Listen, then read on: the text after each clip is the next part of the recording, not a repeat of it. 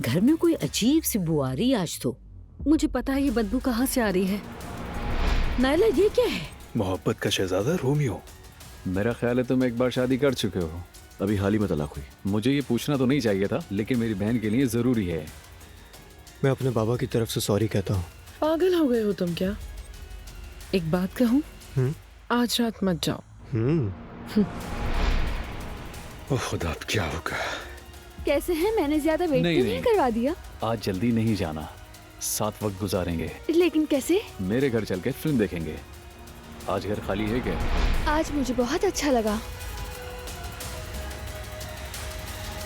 रेहान, तुमने जो मुझे अंगूठी दी थी ना, वो नकली है। रोहान के लिए एक सरप्राइज प्लान कर रही हूँ, क्या आप आना चाहेंगे? ठीक है, आऊंगा मैं। Surprise surprise. मेरी जान, मैंने तुम्हारे लिए जगह बुक की है। तुम्हें यहाँ पर गाना पसंद है ना? हम सब तुम्हें सुनने के लिए आए हैं। चलो हम सब मिलकर रोहान पागल को हंसाते हैं। मेरा आज स्टेज पर जाकर परफॉर्म करने का कोई मूड नहीं।